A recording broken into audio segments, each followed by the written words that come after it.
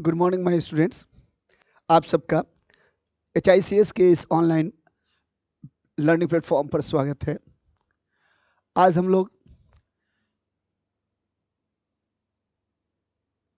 History pre special class Haryana PCS के अंतर्गत medieval history लेकर आपके सामने उपस्थित हूँ। मैं आपसे कई बार बातें हुई क्लास के अंदर भी, और आपने कहा भी कि सर मॉडर्न हिस्ट्री के बाद मिडाइवल पढ़ाने के लिए, और आपका जो हरियाणा और पंजाब का जो बेल्ट है वो मिडाइवल हिस्ट्री का जो है दिल्ली और पंजाब, पहले हरियाणा जो है वो पंजाब का पार्ट था 1966 तक।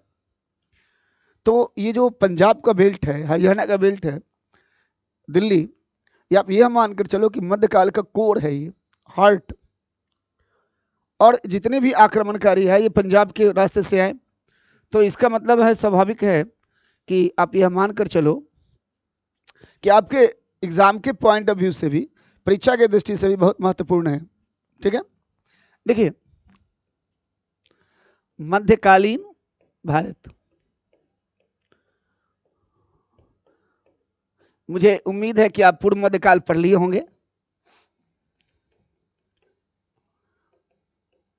मिडाइवल हिस्ट्री, देखिए हम सबसे पहले जो हमने पढ़ना है, एक जनरल कॉन्सेप्ट आपको बता दें कि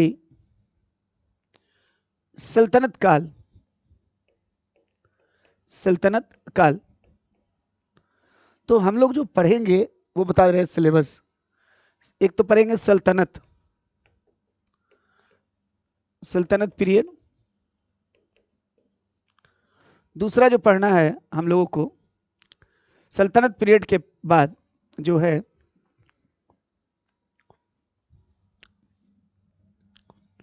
वो क्या है बेटा,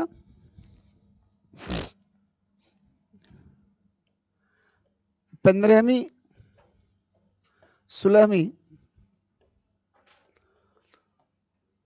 शताब्दी का क्षेत्रीय इतिहास।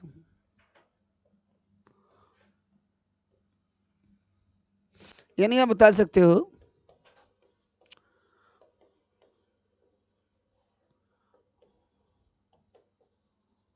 रीजनल हिस्ट्री ऑफ 15th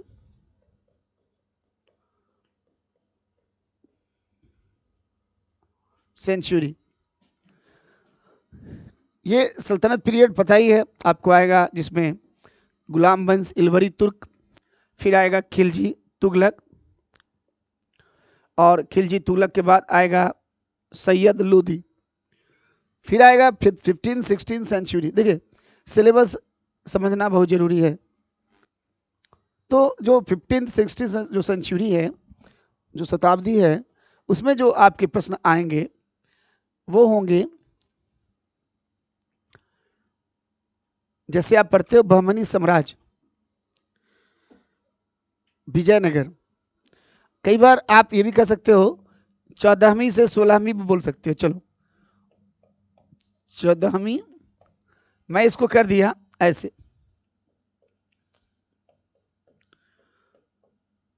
14 से 16 सेंचुरी। ठीक है, ये काटना मत, आप बगल में ऑब्लिक करके लिखे थे 14th।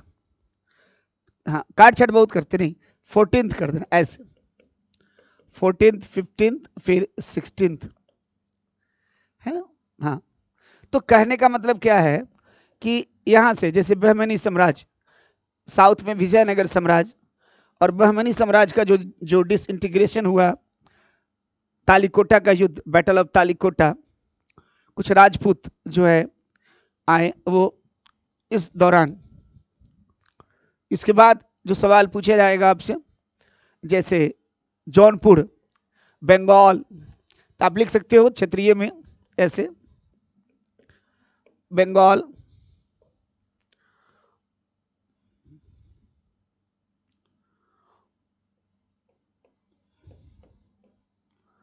जौनपुर,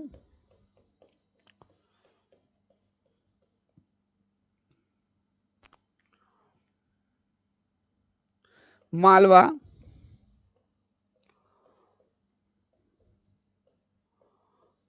गुजरात,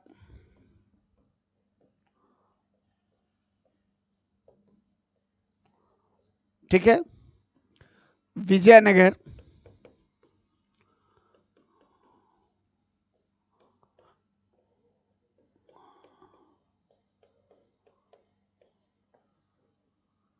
बहमनी,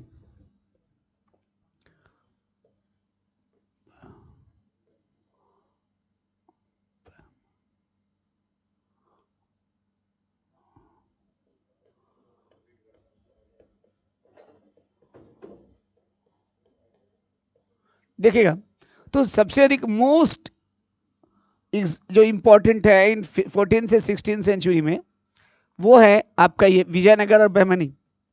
तो सबसे अधिक जो सवाल आएंगे वो आएंगे विजयनगर और बहमनी से, फिर बंगाल से आएंगे, फिर जौनपुर से आएंगे, जौनपुर से भी सवाल बहुत आएंगे। तो मेरा जो पढ़ाने का जो है, मैं मिडाइवल जब पढ़ाता हूं जब भी बच्चों को, तो मेरी आदत नहीं है कि मैं सारा चीज पढ़ा दूं। मैं एकदम जो मैक्सिमम मोस्ट जो इंपॉर्टेंट है मैं वही पढ़ाऊंगा और आपके सवाल फंस जाएंगे। हाँ, एक और चीज मैं करूंगा कि जैसे पंजाब और हरियाणा, उसमें तो हरियाणा था नहीं मिडाइवल पीरियड में, पंजाब का ही पार्ट था, तो रीजनल पार्ट था, तो जो भी आएगा इसमें आपका कवर हो जाएगा, यह मानकर चलो आप। अब आइए, ये तो आपने देखा, इसको लिख लीजिएगा, आप राजपूत भी लिख लेना।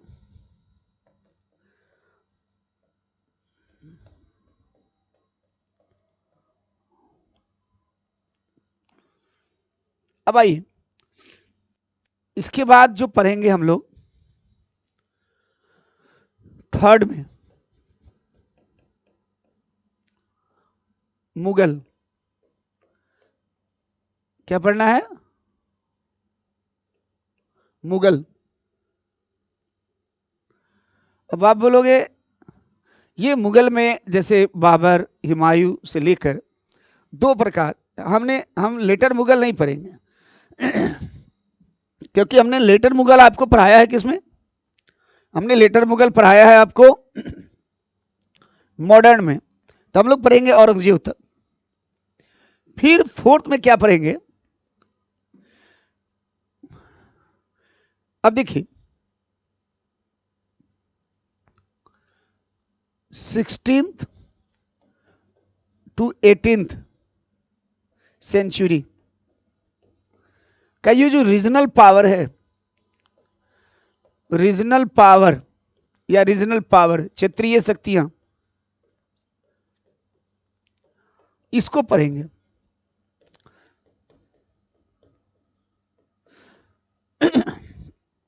जैसे बता रहे क्या? अब आप बताओ 16th सेंचुरी में एक तो राजपूत हो जाएंगे, यहां पे मैं हटा दे रहा हूं इसको, ध्यान दीजिएगा, राजपूत, जैसे मेवाड़ वगैरह से सवाल आते हैं। फिर जब देखिएगा यहां पे साउथ इंडिया के बारे में कुछ बताएंगे और फिर बताएंगे मराठा। मराठा में क्या? शिवाजी, शिवाजी के बारे में बताएंगे, ठीक है। केवल शिवाजी, याद रखिएगा, जो रीजनल पावर है 16th टू 18th सेंचुरी, उस रीजनल पावर में केवल शिवाजी के बारे में, राजपूतों के बारे में ज्यादा नहीं बताएंगे, आपके सवाल फंस जाएंगे। इसको लिख लीजिएगा। अब देखिए, सबसे पहले हम शुरू करते हैं क्या?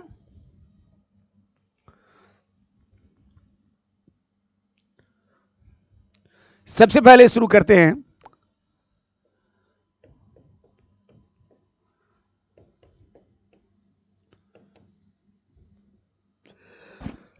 सॉरी, सल्तनत पीरियड, सल्तनत period.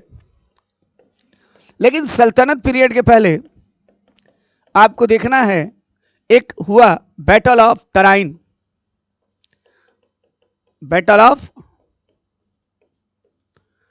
Tarain first, battle of Tarain second, 1191 1192।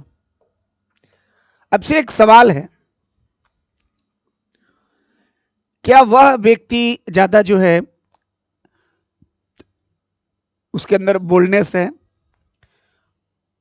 या विजेता है, विक्टोरियस है, जो पहले बार में प्री दिया, प्री निकाल लिया, मेंस निकाल लिया, इंटरव्यू हो गया, या दूसरे बार में हो गया और पास हो गया चला गया, या वह बच्चा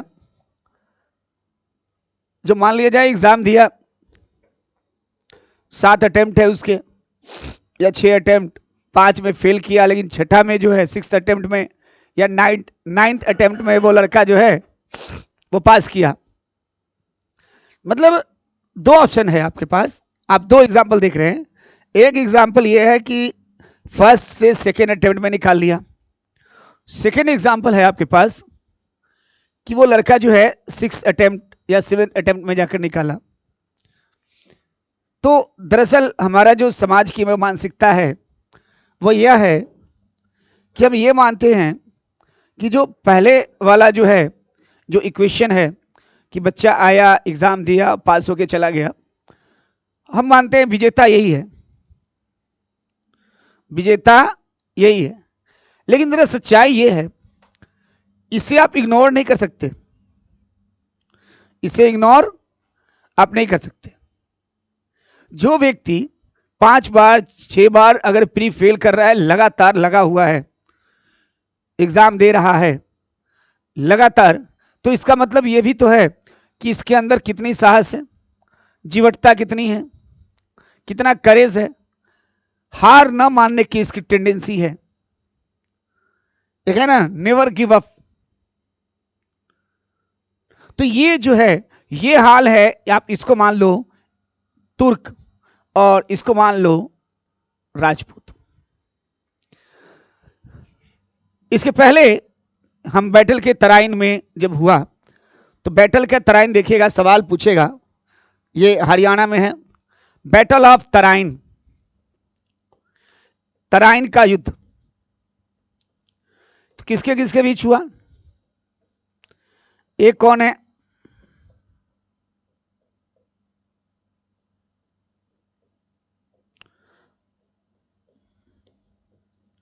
मोहम्मद गोरी। और एक तरफ कौन है? पृथ्वीराज चौहान।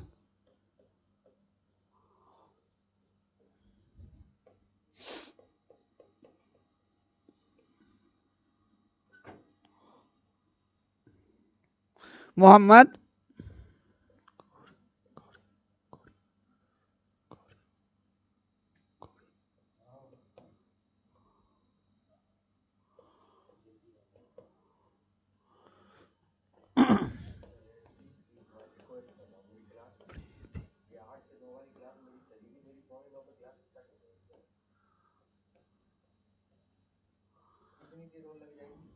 पृथ्वीराज चौहान। अब देखिएगा, ये पृथ्वीराज चौहान, मोहम्मद गोरी। अब ये है क्या, मोहम्मद गोरी प्रथम तराइन में जो है हार जाता है, और दूसरी जो है पृथ्वीराज चौहान जीत जाता है, जो चहमान वंश का है। किस वंश का है ये? चहमान वंश का है, जो दिल्ली, अजमेर और ये सब इलाकों में ये शासन करता है।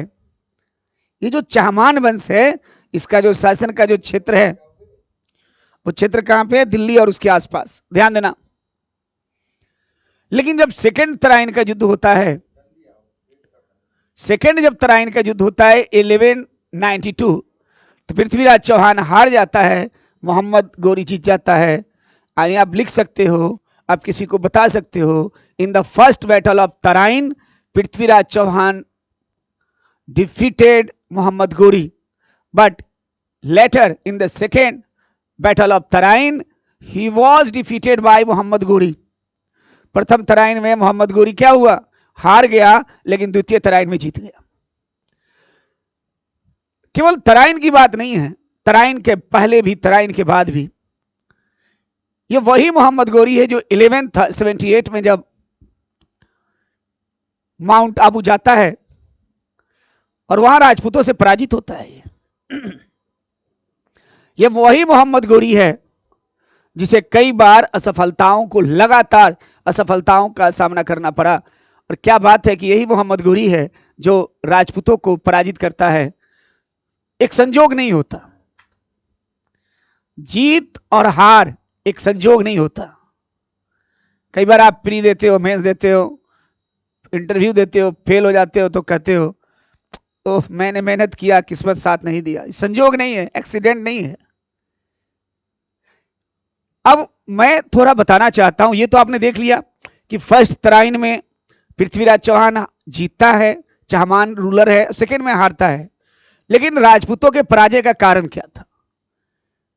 कई लोग एक्सेप्ट नहीं करते कि राजपूत पराजित हुए। नहीं, आप लिखना आराम से इतिहास के पन्नों में, या आप इंटरव्यू में या कॉपी में बताना, राजपूत वेयर डिफीटेड बाय तुर्क। आप क्यों नहीं एक्सेप्ट करते कि आप योग्य नहीं थे?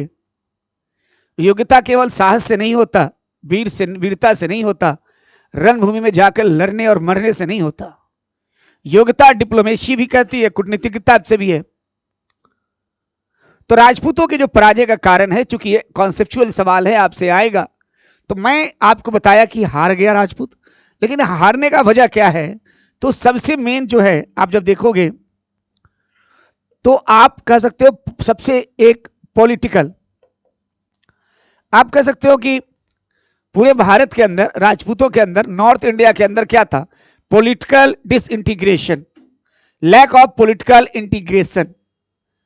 पॉलिटिकल इंटीग्रेशन का मतलब है कि ये जो आपस में जो राजा थे, जो रीजनल पावर थे, ये रीजनल पावर जो है उसमें इंटीग्रेशन नहीं है, एकीकरण नहीं है। यानी आप कह सकते हो लैक ऑफ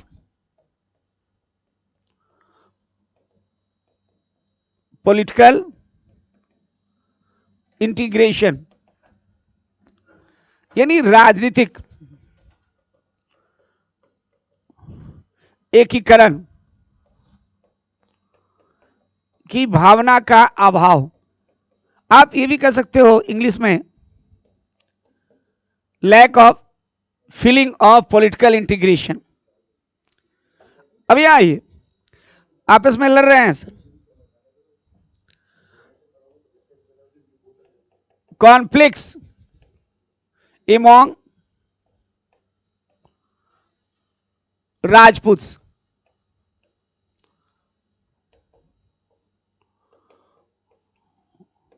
राजपूतों के बीच क्या था? संघर्ष।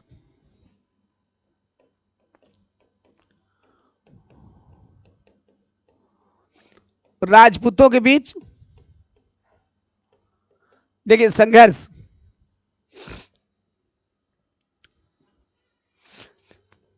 न तो इनके, अब जब लगातार संघर्ष होगा, लगातार इनमें राजनीतिक एकीकरण की भावना का अभाव होगा,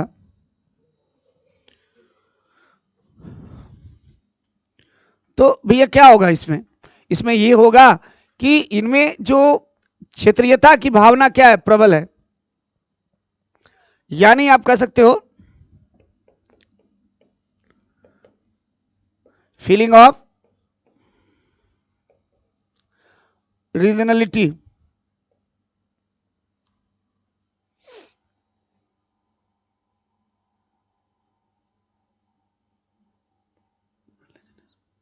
या इसके जगह आप कह सकते हो फीलिंग ऑफ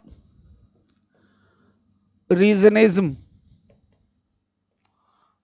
रीजनिज्म या रीजनलिटी भी कह सकते हो, ज्यादा अच्छा शब्द रहेगा। यानी क्षेत्रीयता की भावना।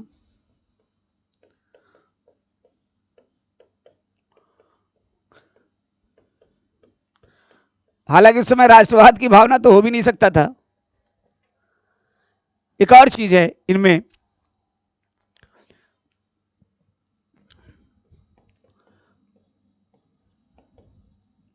फीलिंग ऑफ आइसोलेशन, पृथकतावाद, की भावना। ये पृथकतावाद का मतलब है कि आपका अलगाववाद, आप बाहर की दुनिया से feeling of separatism, feeling of tendency of separatism, यानी बाहर की दुनिया से आप संपर्क तोड़ देते हो। आपको पता नहीं है कि हिंदुस्तान के बाहर इस्लाम एक्सपेंशन कर रहा है अपने रिलीजन का। हिंदुस्तान के बाहर एशिया, मध्य एशिया, पश्चिम एशिया से में और साउथ इंडिया, साउथ एशिया के अंदर भी इस्लाम का एक्सपेंशन हो रहा है। वो अपने रिलीजन का एक्सपेंशन कर रहा है। अब इस्लाम में आ गया एक साम्राज्यवादी प्रवृत्ति, टेंडेंसी ऑफ इंपीरियलिज्म। और जब भी किसी साम्राज्य में, किसी धर्म में इंपीरियलिज्म या एक्सपेंशन के जो फीलिंग अगर आ जाए तो आप समझ लेना कि समस्या शुरू है। यहां भी यही हुआ। एक बड़ी जनसंख्या, आप ये समझ लिए पॉलिटिकल का मतलब ये हुआ कि एक बड़ी जनसंख्या जो है शासन में सहभागिता नहीं है। यानी आप कह सकते हो शासन में एक बड़ी जनसंख्या की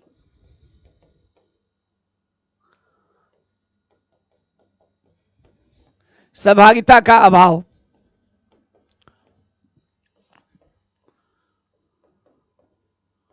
lack of participation of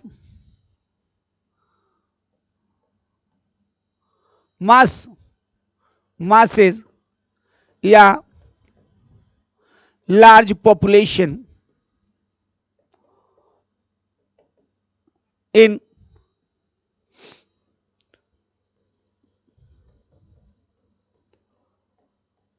governance. शूद्र भाग नहीं लेगा। Sudras and Vaishyas were not to allow to participate in the administration। और जब शूद्र और वैश्य एडमिनिस्ट्रेशन में पार्टिसिपेट नहीं करेगा, युद्ध नहीं करेगा और महिलाओं की कोई सहभागिता नहीं। अपवाद मत बात करना, अपवादों की। एक दो अपवाद से काम नहीं चलेगा। यहां शूद्र नहीं है, वैश्य नहीं है, महिलाएं नहीं है, यानी 50% नहीं तो 48% महिलाएं गई, शूद्र गया, वैश्य गया, तो पूरे भारत में कितना परसेंट जनसंख्या जो है वो राजपूतों की होगी, आप बता देना। तो राजपूत का पराजित होना निश्चित था। It was definite. अब आइए इकोनॉमिक, ये कारण क्या था? तो भारत जो है धन का संकेंद्रण जो है मंदिरों में था। ठीक है, भारत का जो है, इंडिया का जो ट्रेड कहते हैं ना, इंटरनल ट्रेड ज्यादा डेवलप था, एक्सटर्नल ट्रेड डेवलप नहीं था। उस समय की बात कर रहे हैं जब राजपूत आए, ये सॉरी तुर्क जब इंडिया में आए, तो इंटरनल ट्रेड नहीं था डेवलप, ये सॉरी एक्सटर्नल, इंटरनल डेवलप था। बाह्य व्यापार जो होता है, विदेशी व्यापार, यानी foreign trade was not developed during the invasion of Turks या टर्किस। तुर्कों के आक्रमण के समय जो बाह्य व्यापार है, विदेशी व्यापार है, वो डेवलप नहीं था, विकसित नहीं था। Internal trade was developed. आंतरिक व्यापार बहुत ज्यादा, तो आंतरिक व्यापार में तो वाटर सिस्टम था। लेकिन एक बात तो सत्य है कि जितने भी धन है, वेल्थ है, all were wasted in the temples. मंदिर में निवेश किया गया था, मंदिरों में निवेश किया गया था। और यही वजह है कि जब वो अटैक किया, जब वो इन्वेजन हुआ, अटैक हुआ, तो उन्होंने मंदिर को प्लंडर किया, मंदिर को लूटा, क्योंकि उनके लगा कि मंदिर में धन है। और भी कारण था मंदिर पे अटैक करने का, बताएंगे, लेकिन ये भी कारण है। India was divided either political, economic social structure. Bharat विभाजित था सामाजिक, राजनीतिक, आर्थिक सभी क्षेत्रों। जब व्यापार बहुत ज्यादा नहीं होगा तो शूद्र, ये जो वैश्य वर्ग है, उनकी कंडीशन डेटोरिएट हो जाएगा, उनकी कंडीशन रात उत्तरोत्तर खराब होगा। और ऐसी स्थिति में जब पैसा कहां है, मार्केट में नहीं आया। अगर पैसा मार्केट में होता तो क्या होता, इन्वेस्टमेंट होता। और जब पैसा इन्वेस्टमेंट होगा तो क्या मिलेगा, एम्प्लॉयमेंट, डेवलपमेंट।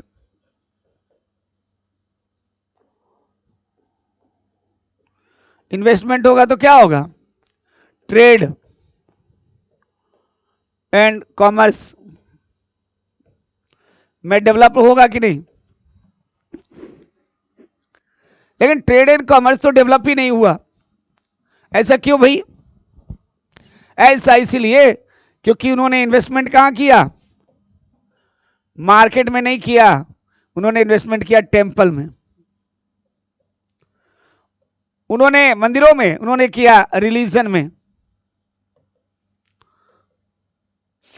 इसलिए न तो रोजगार मिला, न डेवलपमेंट हुआ, न मॉनेटरी सिस्टम क्वाइनेज आया, न तो जो मुद्रा का ज्यादा प्रचलन हुआ।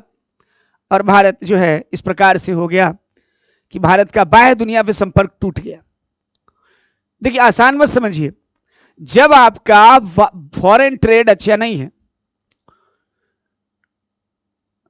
तो केवल आप पैसे से मत तोलिए इसको, आप समझने का प्रयास करो। जब जब किसी देश का फॉरेन ट्रेड डिक्लाइन हुआ है, डेटोरिएट हुआ है, तब तब उस देश का पतन हुआ है।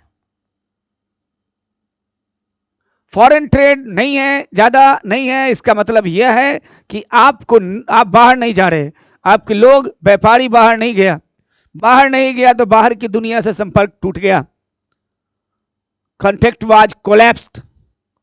और इसका मतलब यह है कि आपको नहीं पता कि बाहर क्या हो रहा है। और जब यह नहीं पता कि बाहर क्या हो रहा है तो इसका तो नुकसान आपको झेलना पड़ेगा। यहां यही हुआ। और ऊपर से क्या हुआ, जब फॉरेन ट्रेड नहीं होगा तो क्वाइन का ज्यादा यूज नहीं होगा, बार्टर सिस्टम होगा, वस्तु विनिमय प्रणाली। और जब क्वाइन ज्यादा यूज नहीं होगा तो अब तो बस यही है। तीसरा क्या है भैया, सोशल, सामाजिक कारण क्या है,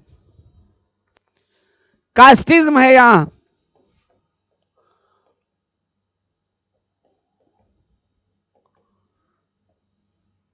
कास्टिज्म, कास्ट सिस्टम, यहां पे क्या है, जाति प्रथा, अनटचेबिलिटी है, अस्पृश्यता है। मतलब समाज में शासन कौन करेगा, क्षत्रिय। हेल्प कौन करेगा, ब्राह्मण। यानी क्षत्रिय ब्राह्मण के बाद क्या है भैया, कोई काम का नहीं है। वैश्य व्यापार करेगा, थोड़ा बहुत व्यापार तो इतना था नहीं, खासतौर से 11th-12th सेंचुरी में। हालांकि वृद्धि हो रही है थोड़ी थोड़ी, लेकिन तो आप बताओ समाज में क्या स्थिति है। समाज में जो प्रिविलेज वर्ग है, जो प्रिविलेज क्लास है, प्रिविलेज क्लास कौन है, ब्राह्मण और क्षत्रिय। विशेषाधिकार वर्ग कौन है, ब्राह्मण और क्षत्रिय। लेकिन प्रोडक्टिव क्लास कौन है, वो है शूद्र और वो देखिएगा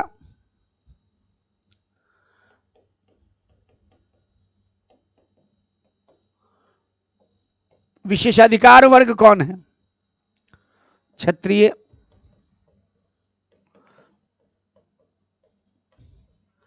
लेकिन उत्पादक वर्ग कौन है, जो सबसे अधिक उत्पादक कर रहा है।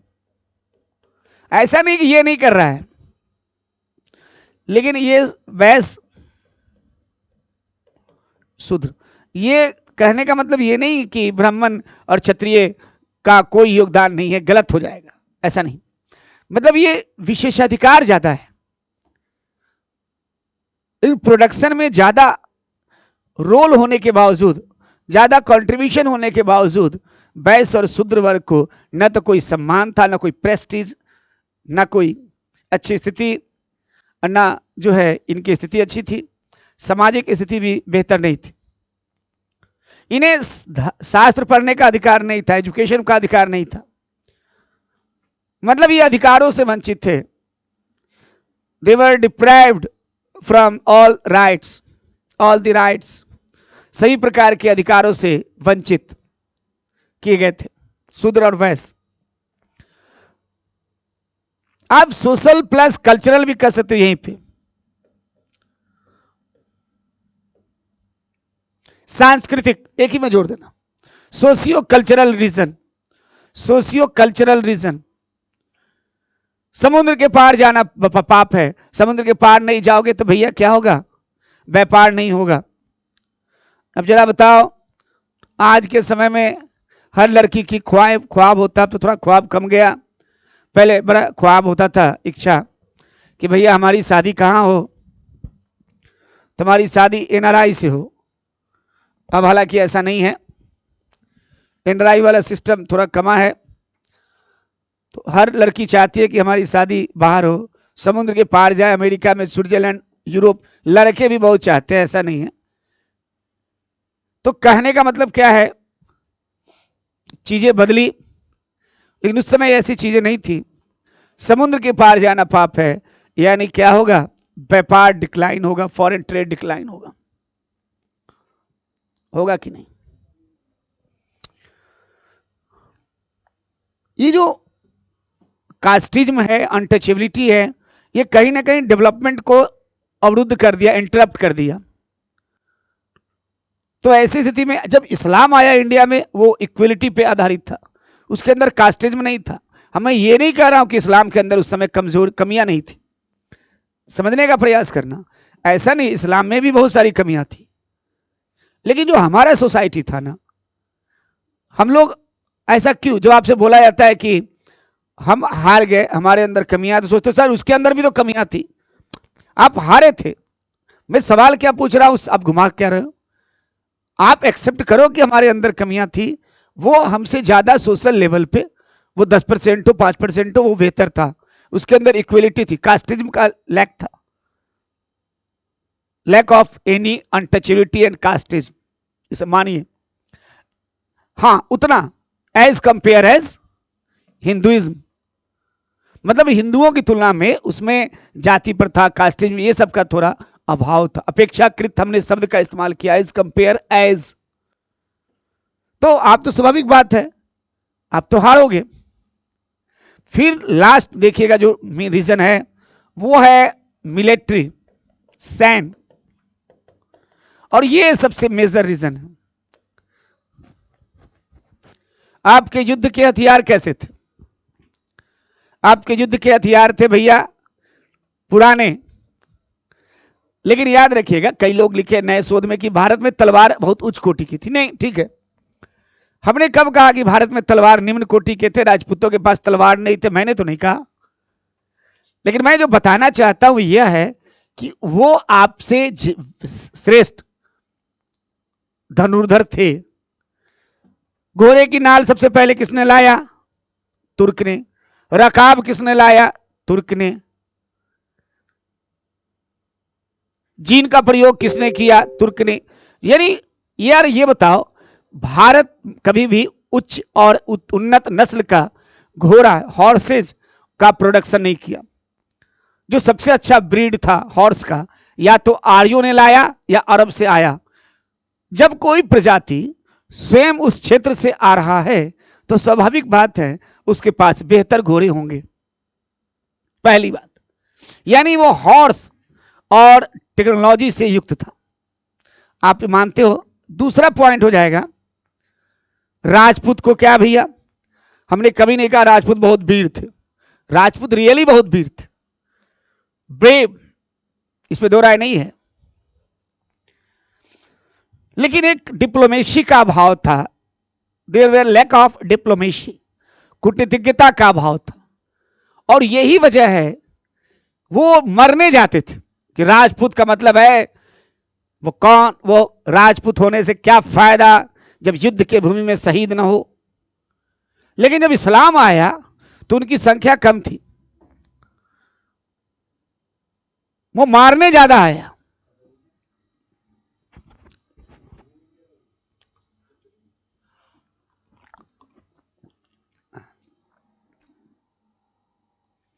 वो मारने ज्यादा आया। इस्लाम जो आया उनके लिए जो युद्ध है, वॉर है, वो जिहाद है। वॉर क्या है? जिहाद। War was mission. युद्ध एक मिशन था, एक जिहाद था। युद्ध था, जिहाद और मिशन। और यही वजह है वो विजयी पथगामिनी, एक शब्द आता है कि वो विजयी पथगामिनी थे। तो उनके लिए वो ज्यादा सरल था, वो डिप्लोमेटिक थे। क्या करते थे? पानी में जहर मिला देते थे, पॉइजन को इंक्लूड कर देते थे, आग लगा देते थे, जानवरों को भगा देते थे। मतलब इस प्रकार से काम करते थे। राजपूत वीर थे, वो नैतिकता में बल देते थे। जबकि आपको पता है युद्ध और प्यार में सब जायज है। अगर सीखना है तो जाके इसे सीखिए। तो ये जो वजह है। अच्छा, वो लोग क्या करते? वो लोग जब चलते घोड़े पे तो मुंह में लगाम, जीन लगा लेते और पीछे से घूम कर मारते थे। चलते चलते मार रहे हैं, मतलब तुर्क हॉर्स पे चल रहे हैं और मार रहे हैं पीछे। ये कला जो है उनको विजयी बना दिया। उन्नत किस्म के अस्त्र भी है, डिप्लोमेटिक भी है, तकनीक भी है। राजपूत वीर होते हुए भी हार गए, पराजित हुए, इसमें दो राय नहीं। तो ये सब कारण था। तो मैं जो आज बताया वो मेन मेरा पर्पज क्या था? मेन था कि चूंकि पहला इंट्रोडक्शन क्लास है, सिलेबस पता होना चाहिए। क्या सल्तनत काल, क्या मुगल काल, सल्तनत और मुगल के बीच रीजनल पावर्स 14 से 16 सेंचुरी, फिर मुगल काल के दौरान 16 से 18 सेंचुरी के बीच जो पावर है वो। तो हमारा जो फोकस होगा वो मेडाइवल में इतना होगा कि हमारा सवाल बन जाए, फालतू चीज नहीं पढ़ना। और मुझे उम्मीद है कि मैं जो पढ़ाऊंगा इसके अलावा पढ़ने की जरूरत भी नहीं है फालतू चीज, इतना ही से काम चल जाएगा। ठीक है, तो हम लोग मिलेंगे आपसे जब नेक्स्ट क्लास में। ये जो क्लास है सुनिएगा, ये आपका इंट्रोडक्टरी क्लास। इंट्रोडक्टरी क्लास का मतलब ये है कि आपको मैंने सिलेबस बताया और आपको मैंने केवल एक टॉपिक बताया कि राजपूत तराइन या सेकंड तराइन में क्यों जो है हार गए। और केवल तराइन नहीं, तराइन के बाद क्या तुर्क जो है, जहां भी तुर्क से सामना हुआ तो वो लगातार हारते गए, ऐसा क्या कारण था। तो अगर आ जाएगा प्री में आपका हरियाणा पीसीएस के अंदर, तो आप जो मैंने जो रीजन बताया, आप रीजन को बहुत माइन्यूटली तरीके से आपको बताना है। अब देखिएगा, आपका भी काम है खुद से ही पढ़ कर आने के लिए। अब आप क्या कीजिएगा, सल्तनत काल पढ़ कर आइएगा नेक्स्ट लेक्चर में, सल्तनत पीरियड। और सल्तनत पीरियड में जो मैं बताऊंगा, इस पीरियड के अंदर एक जो लेक्चर है वो है कुतुबुद्दीन ऐबक से लेकर आप मान लिया बलबन तक का पॉलिटिकल हिस्ट्री। बस, तो एकदम मेन चीज मैं फालतू बताऊंगा ही नहीं, क्योंकि आपका सवाल बन जाएगा। ठीक है, तो आपका जो है इंट्रोडक्टरी क्लास थी आज, और मेडाइवल हिस्ट्री जो है आपका शुरू हो चुका है। और आपका काम क्या है? बहुत खुश होना है तो एक एनसीईआरटी पढ़ सकते हैं, इससे ज्यादा नहीं। ठीक है, हम लोग मिलते हैं फिर नेक्स्ट क्लास में।